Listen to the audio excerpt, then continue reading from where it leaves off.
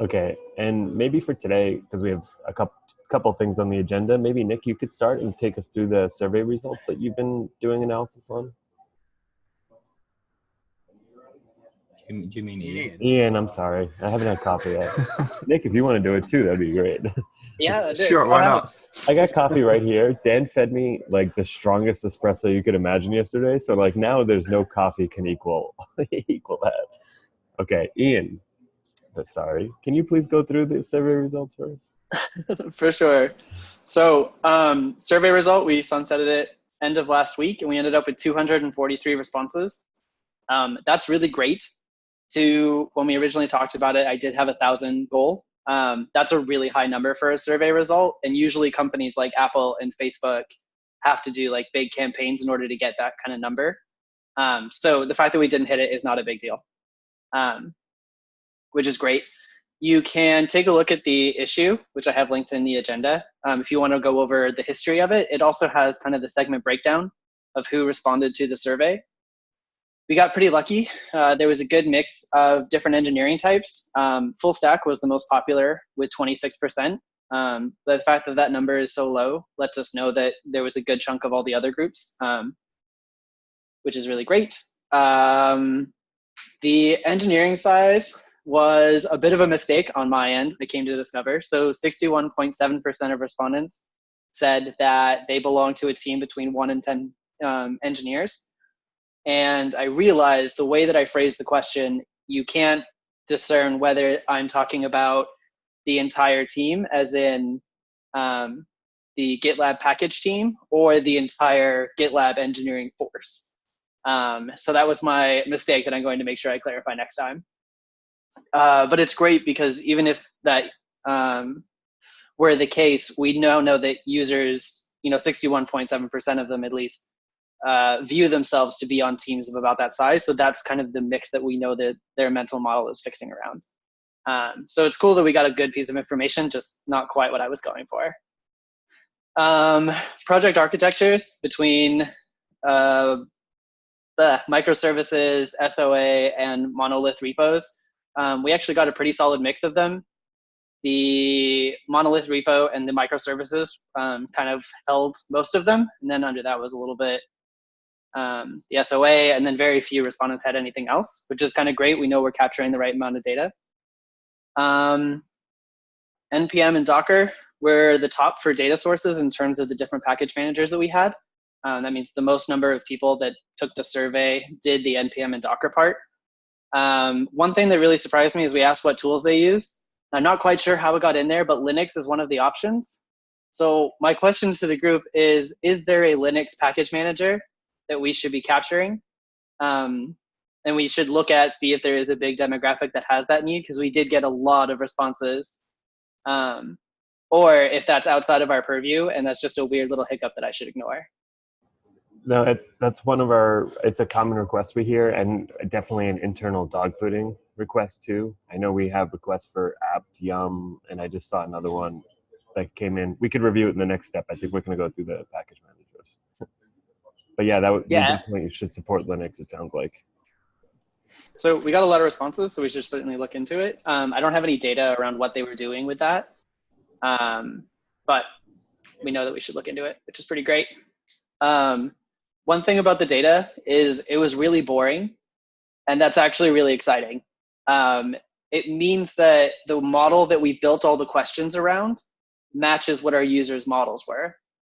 For example, we asked the users, what's your primary reason for going to X package manager UI? And then we gave them a list of 5 options. A majority of our users fell into one of the options we provided. And the other option, the ones that we didn't capture, was almost never used. And the text responses were things like, I don't, or I never go there, or I clicked on a link. So we did a great job of kind of knowing what our users are going to try to do, which is really exciting. So that's the value of boring data. I don't want to spend the whole time going through every piece of data because there's a lot of it, and I could really nerd out on it, and I don't want to do that to everyone because it's painful. But I did have a couple of things that were that I kind of wanted to go over. We liked Ada too, Ian. we really like data as well. So if there's something valuable, that's cool to go through it. And if there's not, it's cool to not. Perfect. So Yeah, so go the ahead. I think, did we skip over the random bits of data in tar files are seen as not useful? That was another thing. Was it that how many users selected that option? Yeah, so we had them stack rank them all. And when you do stack ranking with more than 4 or 5 options, the answer gets pretty hazy.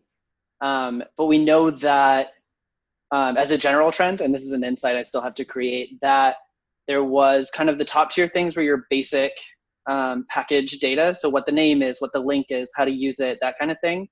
And then underneath it was a band of kind of the GitLab data, which is exciting that we placed up there. So that's things like what pipeline built this, where's the repo at, that kind of thing. And then there's this bottom tier of just what seemed like random junk, because the orders in that bottom tier were not consistent at all, but the things that were in there were, such as that tar file. That's a perfect example of like it almost always placed. There were 17 total, so it always placed in like 15, 16, or 17. So we know that it like fell in the bottom and it's not important. What we're going to do is take that hazy data and then combine it with the user interviews that I'm going to be doing next week. That is asking users, how do you organize this data? So we're going to ask them to categorize them instead, and then some qualitative information about why it's valuable. And so we'll combine the survey data, the categorization data, and that qualitative data to understand how we're going to lay out the package screens. One thing that's pretty great is that we now know or have some data to support that the different package managers could probably have a reasonably consistent UI, because the things that are in the different areas are pretty consistent. There's going to be some minor variation, but on the whole, the basic architecture is going to work great. So that's one of the things I was worried about, is that every package manager we wanted to do is going to need a whole custom UI. Excuse me. And we're not going to do that. So that's great. Does that answer your question, Tim? It does, yeah. Thank you. Perfect. A couple of insights that I thought were cool, and I've linked to the details so you can see how the data works out, but users who manage 21 or more NPM packages were significantly more likely to visit the UI to look up which version of the package to use. Usually this sat around 20% of users, that's why they were coming to it. But for that one group that had 21 or more, that jumped to almost 67%. So there's a huge spike when you hit that number of people coming to the UI to look up which package they're supposed to use in their project.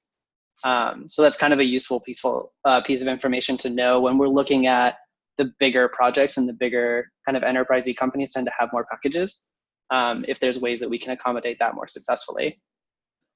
I give an example of how the data priority works. To be honest, the data doesn't look very pretty, so it's just kind of a list in order, and then the data is kind of the average place they were, and it's sorted by that average. It's not, there's so many pieces of data that it's not going to be particularly clear where exactly it places, but that's how we get those bands that I was talking about earlier.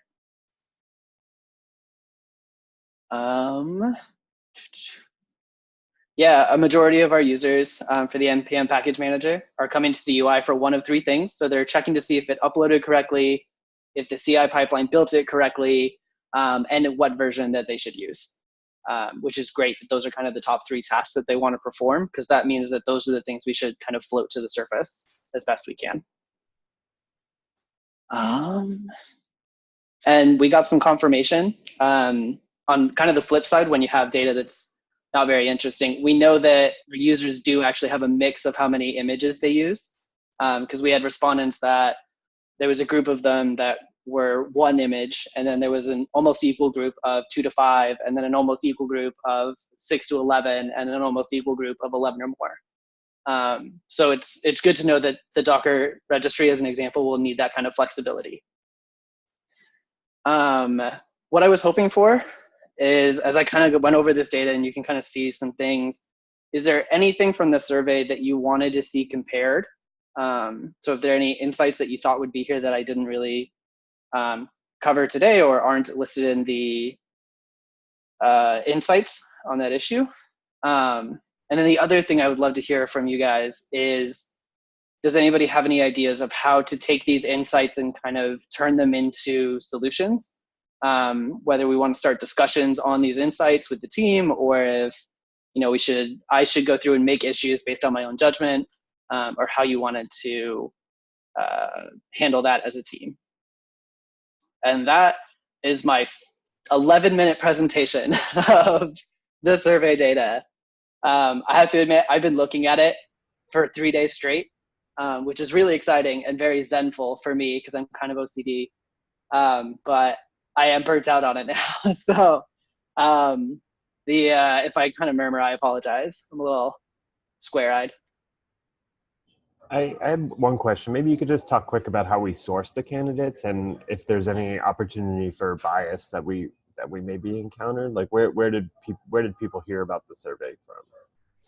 Yeah, definitely. So the majority of the respondents seem to come from the Twitter push that we got from just GitLab Core sending it out. Twitter is a great way to get respondents because it is one of the more open markets in terms of who's going to respond. So it's anybody that follows GitLab, as opposed to we may get a bias by pinging people who use issues to talk about NPM already. That source is already kind of more particular. So that was a majority of them. We also had a Facebook push. And then the very beginning, some of our early respondents seemed to come from kind of our network. And so the thought process here is that would be, that would sort of lead to a little bias towards the solutions we already have at some level. Is that reasonable to say, or at least that's something to be concerned about? I don't know if it's necessarily something to be concerned about, but because it's a possibility, I'd prefer to avoid it. You can create your own bubble if you're only talking to yourselves. So for example, if we are using a package manager and they're talking on GitLab issues, it's unlikely that we'll be able to capture someone who is from GitHub. And they could have this different perspectives on the same problem. Does that kind of make sense? Versus if we only went to one source, we'd only get that one opinion.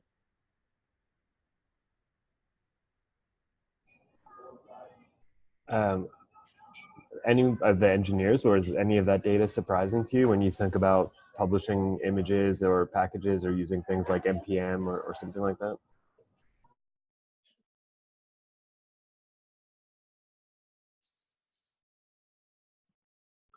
I don't think any of it. Oh, sorry. I was going to say, I don't think any of it's too surprising. I'm interested in the first two ones about the people who manage 21 or more NPM packages, because that sounds like quite a lot for like a private organization to have like 21 or more private packages. So I wondered if there was some more, well, I don't know. I wondered if there's some more insight we can take from people who are using it that extensively, and like what features are going to help them, or what features are going to encourage other people to get to those kind of numbers. Also, the NPM metadata is quite interesting as well, because I generally, I don't concern myself too much with NPM metadata, to be perfectly honest. So to find out that other people are is, quite surprising to me. Yeah, that's great. So for the first part, we definitely should figure out how those power users are using it and why it's so successful, because they have to do less of the other work to use the UI. It was also one of our smaller sample sizes, so they're kind of a harder user to get a hold of in general. So you're right, most people sat in either the 1 or 2 to 5 range. That was kind of the more popular area.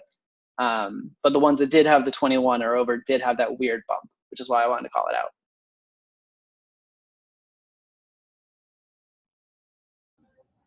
When I hear things like they're going to the registry because they want to confirm that something was built properly, is that the best experience for confirming that something was built? Like, for example, we have pipelines, we have little pop-up modals that pop up and say pipeline succeeded or failed. There's an activity feed. Should we be thinking about things like that for letting users know when an image is pushed or something like that? Yeah, so one of my next steps was actually to reach out to Hayana. She's one of the designers on Verify. I think they work on the pipelines. But to see if there's a place where we could present that data so you don't have to come to the package repository to see if it happened. We can just show you when it does, or give you access to that data in a more relevant area, and then maybe let you click directly to that image if you needed to. So I definitely do plan on reaching out. I'd love to kind of explore how we can flourish that, because that's how we get to be a bit more of a sticky feature. The more integrated we get with the rest of the platform, the more likely people are to use us as part of the platform. So it's really successful for us. I'd be curious if there's a trend between like the number of packages, like if the users that only have 1 or 2 packages are the ones that are more likely to go and check if the package is there versus the ones with 21 or more, if they only go specifically to look up versions of packages and other things. Because I could see it like from my perspective of, if I'm gonna like, you know, make myself a package for the first time, then I'm just gonna want to like validate to myself that it exists and like check in 3 different places. Whereas if I work at an enterprise company and it's what I do all the time, I'm probably not going to do that as much. Yeah, so we asked in the survey if you were coming to check the UI for the version that you should be using versus if the CI built it versus if it uploaded correctly, which were 3 different options. All 3 of them kind of got equal responses. So they are doing those 3 different things a reasonably equal amount of time. Interesting. Does that kind of address what you were saying? It's interesting. Yeah. I was surprised. I assumed there was going to be a dominant, I always go to package to do this thing, and then like 2 other things I sometimes do, and then a bunch of never. To get 3 top priority things is pretty weird.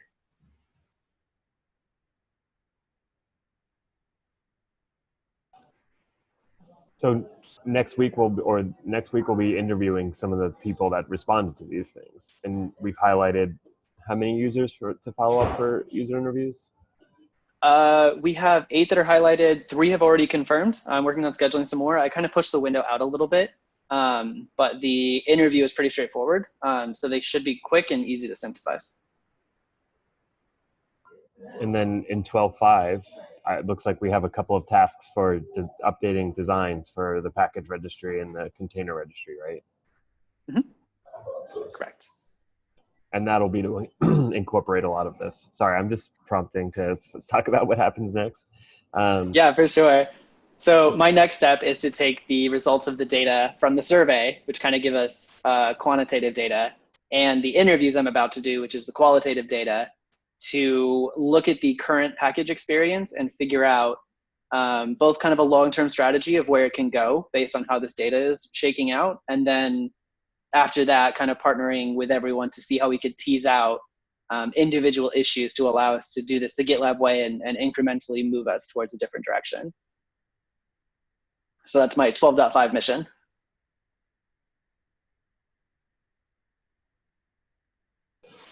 Well, that's awesome. Thank you for sharing that. That was really cool, and I'm excited to see what comes next. I like that we're making decisions based on data. It's awesome. All right. So, any other questions for Ian or comments? So I think we could go through. Where's my stuff? Maybe we could just go through. Actually, it's a good time to go through the Epic expand our user base by. Sorry, someone's flatlining in the hotel. I guess I don't know if you can hear that. It's the toaster. We can go through this expand our user base by integrating with additional highly requested package managers. So I can share my screen for a second.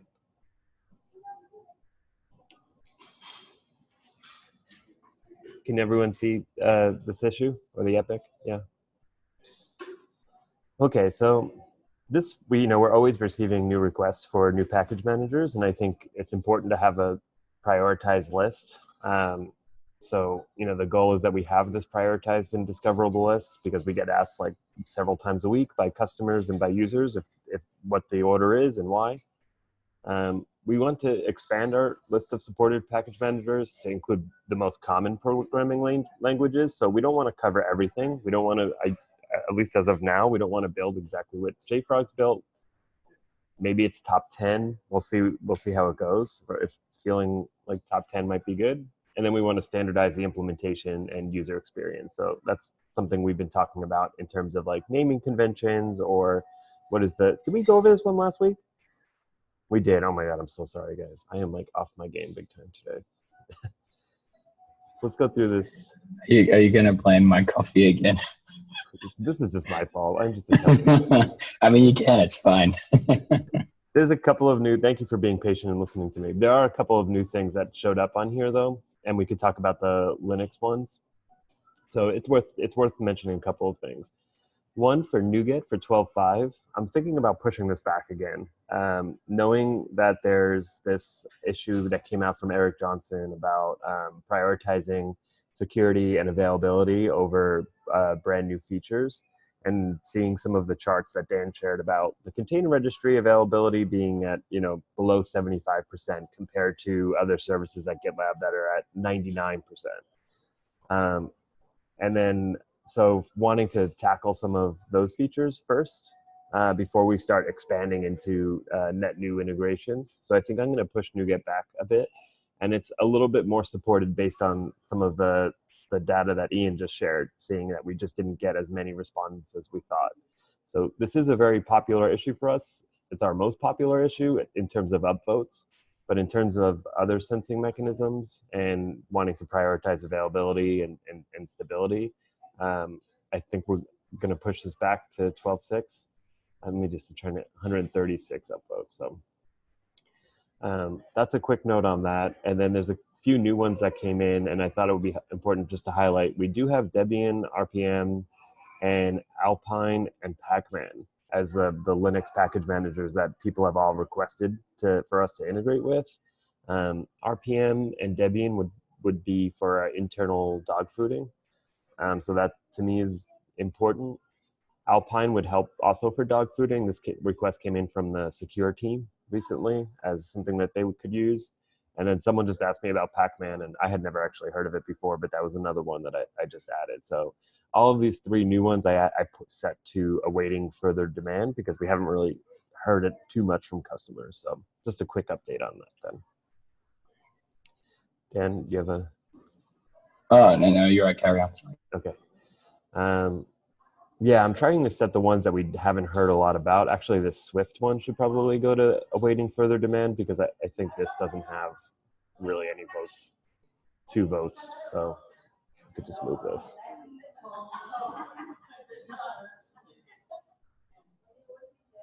Okay. So then maybe we can go through this next epic quick to improve the usability. And did we go through this one last week? Am I losing my mind again? No, okay. So the goal of this epic is to provide a consistent and delightful user experience by standardizing workflows, improve navigation, resolve high priority UX bugs, and improve our documentation, examples, and templates. So a lot of the things that Ian is very focused on. And I just came up with some ideas for outcomes. Each package manager has a standard set of features, and we mentioned some of these last week, but like authenticating, the ability to support multiple levels like instance, group, and subgroup, and flexible naming conventions for self-managed customers. And we also want to reduce the setup time and integration time for each package manager. So that's both from... Tim, so I see a list of the different package managers, and you seem to be moving your mouse similarly to what you're reading, but I don't see that on the screen. I'm not sure if we're looking at the right thing right now. Stop. Sorry, y'all. I don't apologize. It's all good. Tech problems. Yes, that's better. Okay. I think when you share just Chrome, if you switch tabs, it doesn't like it. I've noticed now. Okay, so I was just reading through these. So this was like, how do we have a standard set of features, and how do we reduce setup and integration time for each package manager? So it's kind of a mixed bag on this epic, and we don't have too many things, but there's some things that are coming up that are maybe worth talking about. So for NPM, we want to support CI job token. This actually is an interesting point of conversation because there's a larger conversation going on about extending our CI tokens to one, be OAuth supported, and then 2, to have like more granular scopes. So like instead of just supporting API and read registry, we could have read container registry, read package registry, write container registry, write container registry. So this one, there's an immediate need to unlock this CI job token for NPM, but there's also a bigger question going on about how do we just update the CI token permissions. We talked about Maven support for subgroups. That would give us subgroup support for NPM and for Maven, which would be nice. That would bring parity. And I'm not sure if we have subgroup support yet for Conan, but that's something that we probably have to, I don't think we do, but I think it's something we'll have to plan. If that's not on here, it should be. Then adding authentication for CI token for Conan. We talked about the naming conventions, and actually I need to go through and from our conversation last week and update some issues as follow-ups for talking about naming conventions. And then we have project and group level support for Conan. That's scheduled for 12/7 right now. And then one that I'm really interested in, but I think we need to do a little bit of research on, is setting up the integrations with templates. So right now we force the users to set up their npm-rc file or set up their POM file or their Maven settings, and then do everything manually following our documentation. I really like how JFrog does it, where you just set up a little. It's just you get walked through. You just get walked through a process. You just fill in a template, and it'll automatically generate those files for you and set up your integrations for you. So I'm really interested in this, and maybe that's something we don't need to research. Maybe we just need to look at what information is being populated and how can we create this. And this is similar. People want this to be able to auto provision required files for Maven. So it's very similar to setting up the template. So maybe we should split this into template for NPM setup and template for Maven setup and template for Conan setup. But yeah, this one's pretty straightforward. Not too much here. Are there any questions or comments on this one? I like the idea of with setting up the package registry with templates. Like, it would be cool if there was a way to, like it might almost interact with the auto DevOps side of things, where you could click a switch that just says generate a package for this project upon pushing, and then anytime you push or do something, it will just kick off that pipeline to do whatever needs to be done. If it has to create that npm-rc file and generate a token or whatever, and then build it into a package, and then you would just be like warned or prompted if you were missing something that you needed for that to be able to work. Yeah, that's what I was thinking as well. I feel like a lot of people use our pipelines to generate their excuse me, wonderful voice today, to generate Docker containers as well. As obviously sorry, I shouldn't say obviously, but that's part of the build process. Being able to do that is like, this is an npm package, sort of check a box, and then it automatically, it knows that it is, and it generates the files. Like Steve said, that's exactly what I was thinking. I was going to say the same thing could work, Steve. Glad I had an idea that was okay. Where would you see that happening? I'm curious. Like when in the process, or where in the app would that happen? Go ahead. No, you got it. I was just gonna say, like, I don't really know in particular. Like I'm not like, my experience is like as more of a hobbyist creating packages. So, or dealing with maybe some like fun open source projects that I work on.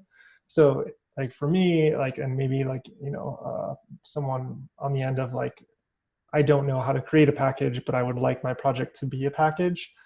I could see that just being in the settings somewhere. You enable the package registry, and then maybe right next to that, there's a switch to say automatically generate packages for this registry, or for this project.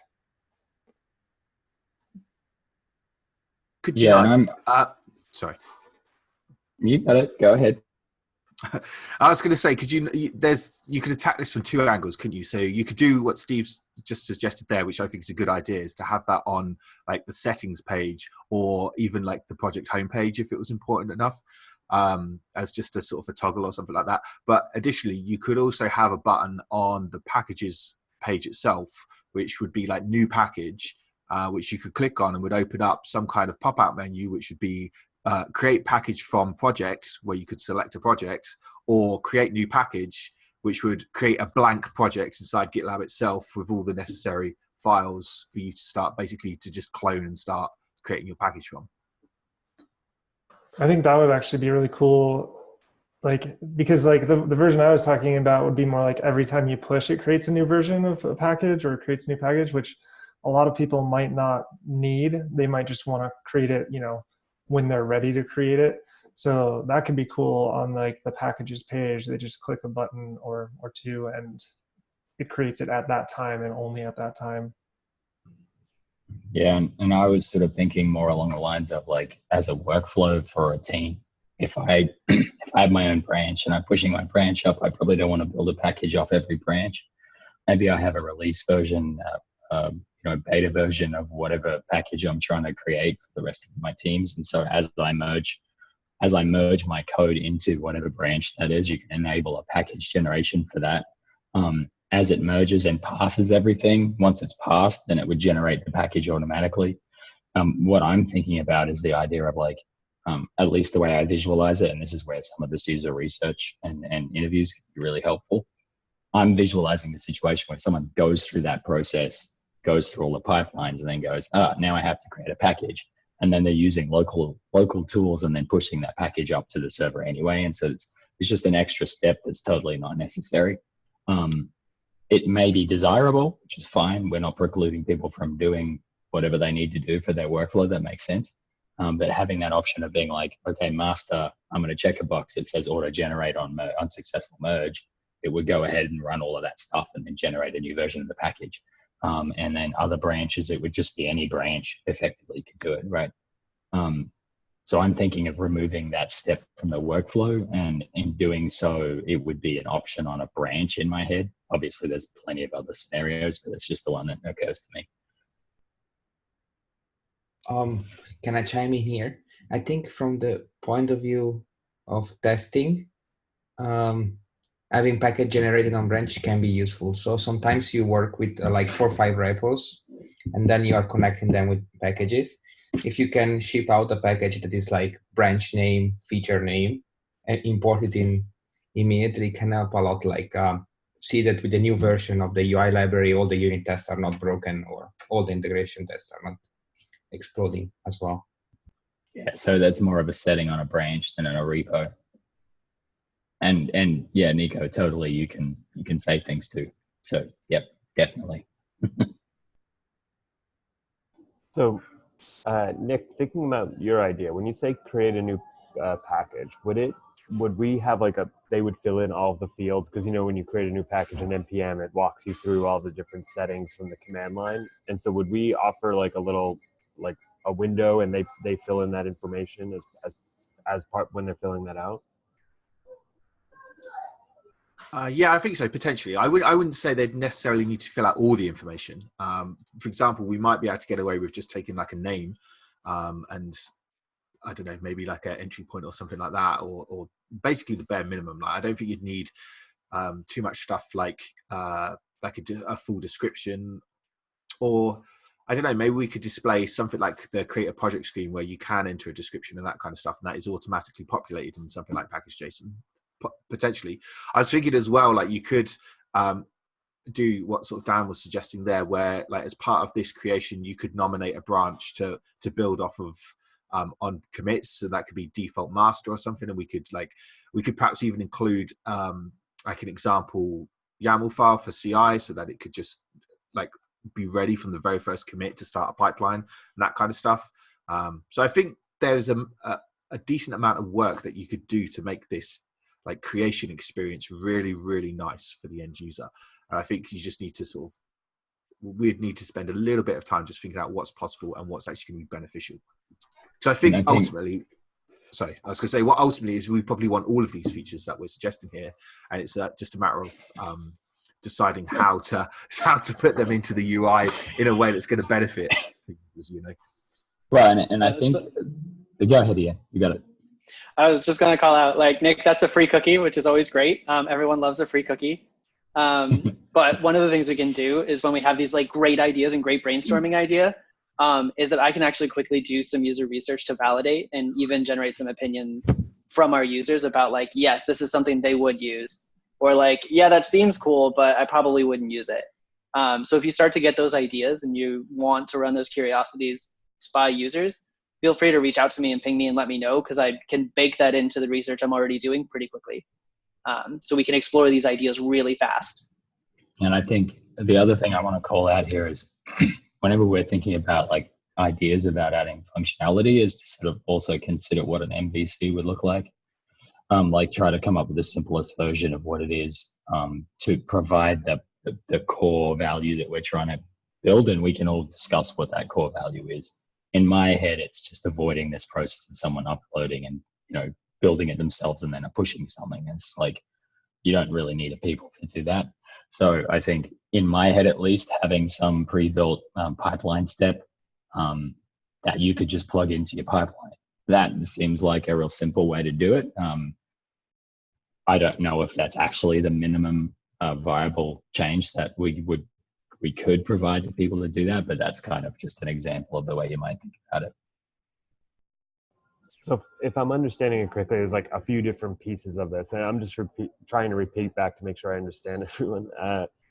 There's the idea of setting up your overall, I want a Maven repository or an NPM registry in GitLab. And so set some template to be able to ease that, where you would set up your npmrc or your settings file, and it would live there. Then there's the idea of creating packages and having a template for that. So you could say create new package, and we walk the user through how to do that.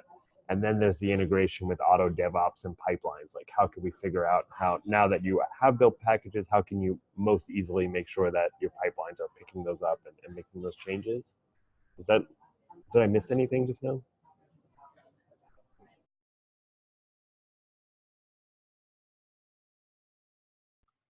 There was a double thumbs up. Yes, you totally missed something for me. And I don't think you missed anything.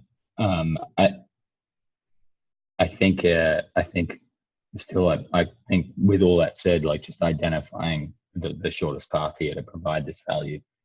I think while I think that having the user research, that's such good value, because we can actually target the right ideas. Like this I think it sounds like a great idea, and it seems like we all think this is a great idea, but do our users think it's a great idea? And is that the best way we can add value to our users? Given where the team's at and we're still growing, maybe we don't have the capacity to do some of these things right now. Maybe we do. I'm not saying we don't. But looking at this and saying, well, how can we sort of float this as an idea? I think with, like you called out earlier, you know, prioritizing security and availability over velocity or throughput, depending on what you want to call it, is that definitely something we need to be reminding ourselves of. But in these sort of feature examples, the MVC is like, okay, let's deploy something quick. That might form the basis of the discussion as a working example. Yeah.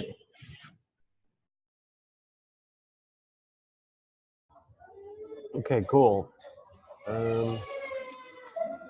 I think the last epic for next week will be like a really quick one, because it's just there's not much in it, because it's mainly dependency proxy issues and everything's in the backlog. So I think we could start to shift. I'm suggesting that we maybe start to shift this meeting towards having non-epic related topics. So not just reviewing what's in the epics, but shifting the conversation towards, okay, we have a few things that we want to discuss, like how do we ease the setup and creation of packages, and we could talk about templates and things like that. Or I know, Nick, you had topics that you wanted to talk about that I kind of punted on in favor of going over the epics.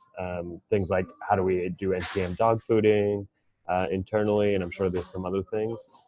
How do you all feel about that, sort of shifting this meeting, maybe not to be every week, maybe we could move it to like every other week for a bit, and then have the topics be user generated?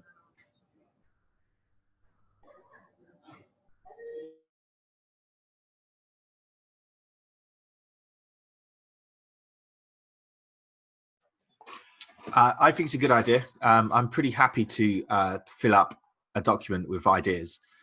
That's not difficult at all. It's whether or not they're worth discussing. So, so yeah, I don't mind taking a look at like next week's document and just putting like a dump of all my ideas and thoughts in there, and then like maybe it's something that we could, I don't know, prune over the course of a week or 2 weeks or whatever the schedule is, and then work out what the things are that are most interesting to discuss, to get the most value out of everybody's time, basically. Maybe that's a good approach. Well, yeah, I think a combination of looking at what we should prioritize from a product standpoint, and we can filter those ideas down and ideas that we have. And I don't think that necessarily needs to be synchronous either, particularly if you can sort of just note them down in a document. I do want to be aware that like our synchronous time should be used sparingly, given how much overlap we'll have at some level. And when we have overlap with Europe from the US side, obviously it's difficult for Gigi to be involved, and I'm okay to say obviously in this particular case. So like I think that might be worth discussing asynchronously at least, and taking those things and ordering them in terms of our product priorities and some of the research that we're getting as well from Ian. And then we could certainly discuss those ideas. I think the other thing we've got to think about, we have some other technical challenges as we go forward, which, that's what we do. So it shouldn't be any shock to anyone that we're trying to solve problems with code. So the other thing we should maybe be thinking about as well is like we have a bunch of different bugs that we need to start addressing, well, continue to address because we're already doing it. But and we have some product direction ideas. So an example might be the stuff that Steve's kind of got turning over in his head about how if and how much we make generic our various package managers, if how much or how we integrate technically with our dependency proxy as it comes online. We want to do more than just the layers in Docker. We also want to have a dependency proxy working for packages as well. So there are some technical conversations we could have. I don't know if this is the forum for that conversation, just because I want this to be sort of more of a product / UX forward-looking effort, because this is what the intention was. But definitely some good technical challenges to start thinking about in more detail as well. I would love it if we were talking about some of those technical discussions here as well, because I think that is part of it, right? Like whether or not we, use the dependency proxy for all of our integrations, like that is talking about our direction for where we want to be in a year or two from now. So I think that would be an awesome conversation. I love that idea. And do we have any more info on when we're sort of thinking about starting to work on the dependency firewall idea? To me, that's like a 2020 thing, which isn't too long from now, but probably like Q2 2020, depending on how the next 6 months goes. Could be 6 to 9 months from now. But there's some things that we could do in the meantime, I think. Like we could set up NPM audit. We could set up like the dependency graph for NPM could work without getting to like the full approved and banned lists of packages and some of those more advanced features. So we might be able to take a step in that direction, but really getting to that, I think, is a bit far away because we have a bunch of container registry stuff to change, and then we have probably at least another integration or two to handle, and then the dependency proxy, like scaling and things like that, and then we could start working on the dependency firewall, which we're open to new names on still. Yeah, I think the big question mark hovering in my head, and this is meant to be a forward-looking conversation, which is why I'm raising it, is how we integrate that with our existing security scanning tools, and how much and what that looks like, and that will rely on some conversations, or would probably be best served by some conversations with our security team, right? So we have a dashboard that shows us the security concerns with the code, versions, licensing, any other holes that might be in the code. Does that sort of report belong in that screen? Is it tied to having certain tiers of the product? Question mark, question mark, question mark. So like, I think there's some fairly big things to decide before we can start trying to execute on it without just doing a sort of a straight up NDC of some of the things you suggested, which I think can be happening in parallel. So that's kind of where I'm like, yeah, this is stuff. I feel like this is stuff that we need to be at least starting to put on our radar, if not having a serious chat about it. So I just set up time for me and Nicole Schwartz, who's the product manager on that side. So we're Yep. starting the conversation at least, but it's pretty casual right now. It's just having like all of the question marks you just said, just to get those out of the way, and then we could think more about where do things belong and how do we plan that work. Yeah, Nicole's awesome. She was in my first like breakout group. We joined at about the same time. She's pretty great. So I'm sure that'll be a fun conversation. Nice. I think from my perspective, just to add on like the idea of this meeting going forward, like I really do like, maybe like bi-weekly or something until we run out of stuff to talk about. But like certainly I think priority should play into it, but I think like as the idea of this sort of just being like a big like like vision type meeting, like I like what we did where we just kind of like brainstormed about like maybe this will happen, maybe it won't, we need to investigate, but we came up with some cool ideas that we could sort of just like jot down to look at later. Like I feel like priority is more of like a planning meeting rather than like a vision meeting. But certainly talking about those things will weigh in depending on like what ideas we have. I really like the idea. Sorry, if we are writing down these issues in this document, like I may change the format of this document now that we've gone through the ethics, and we write down a bunch of ideas for things that we can review, and throughout the week we could like just choose agile way would be like we would each add votes like +1. I want to discuss this, or I want to hear more about Steve's idea for this or Nick's idea for this, and then we'll just prioritize those in these meetings because I'm sure we all have ideas, but getting them out there and talking about them, I think will be really valuable. I love these. I've loved these meetings, aside from my going over the same epic multiple times, or not having enough coffee, or opening up illicit things. So the one thing I want to sort of remind everyone of, and I include myself in this reminder because I'm also a people. That having these free-form discussions is great, but if we're not putting an issue into place or doing something with this information, we're not really doing this a very GitLab-y way. So I would definitely encourage people, like it's cool to have like really simple ideas, and I'll call that Nick, just, but whatever, it could be myself too, because I've suggested an idea as well, right? You don't have to create the most perfect issue in the world.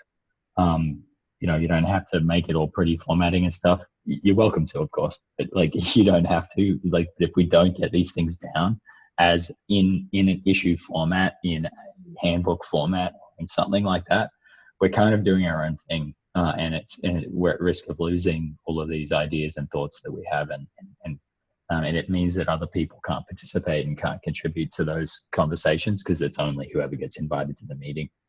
So I really want to caution everyone to sort of, when we're thinking about these things, let's think about them in terms of let's go create an issue. And again, it doesn't have to be super hardcore. It just could be real simple.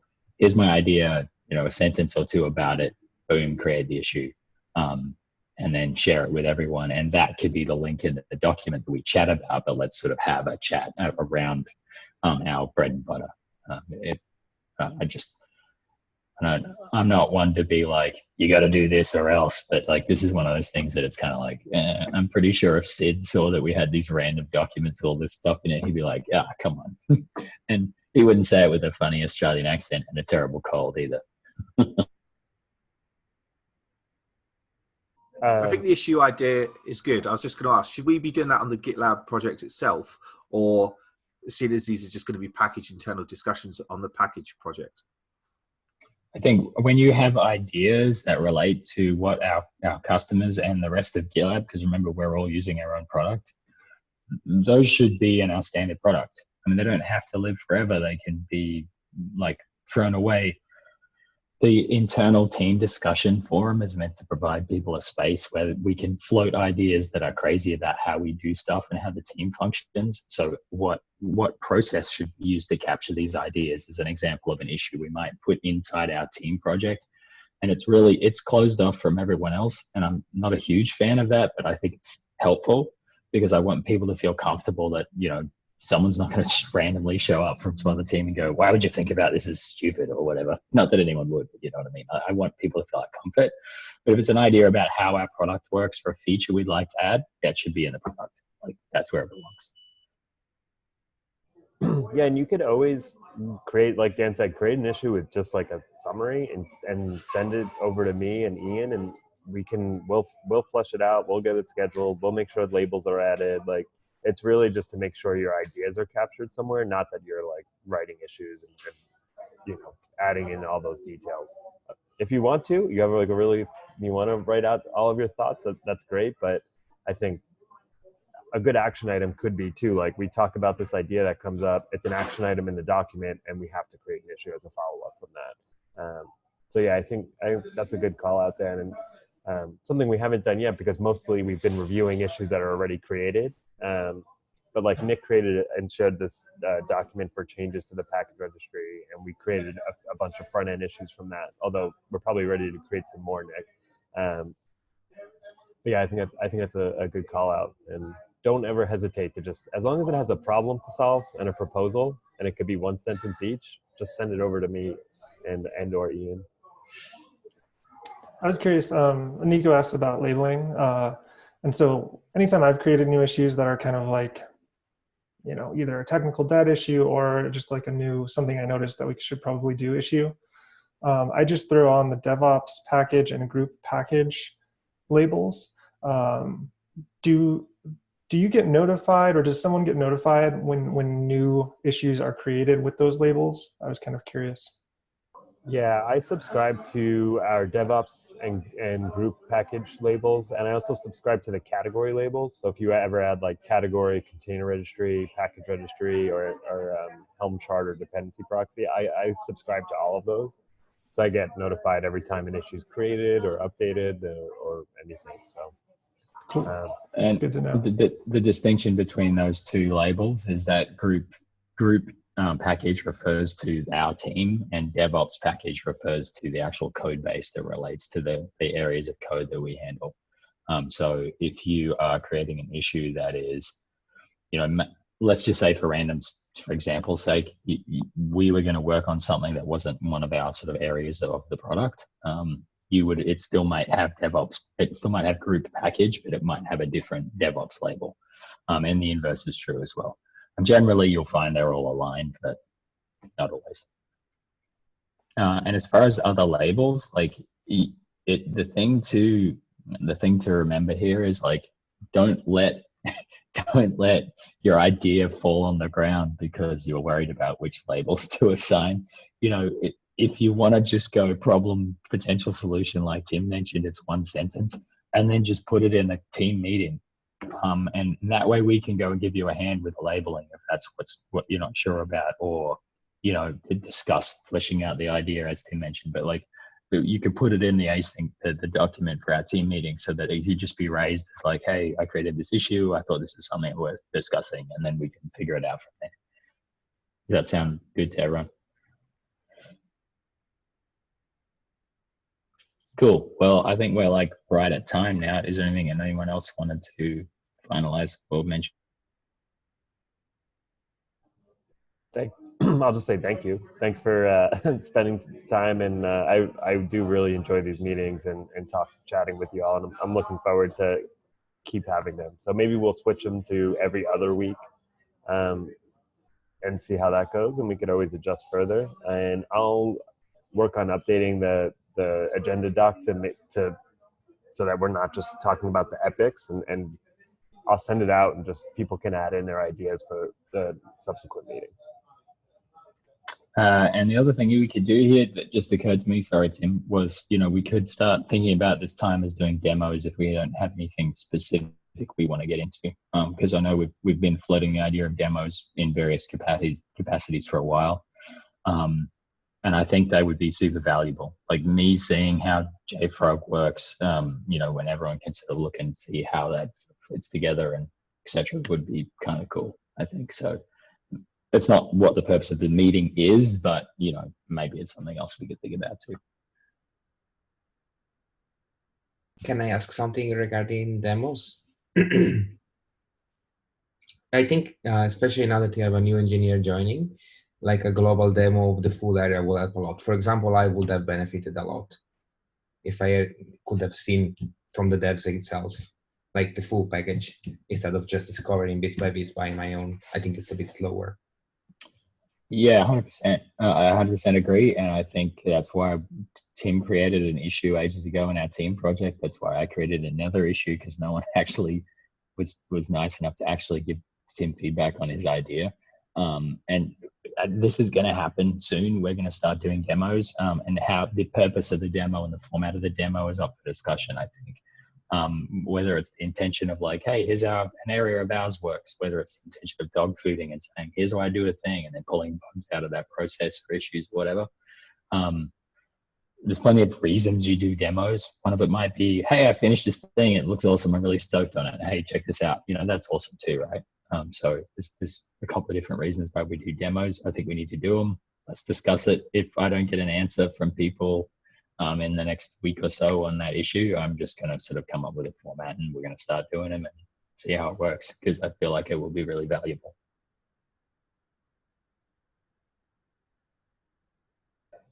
All right, let's end it. Thanks everyone. I'll talk to you later. Let me know if anything comes up. Bye everyone.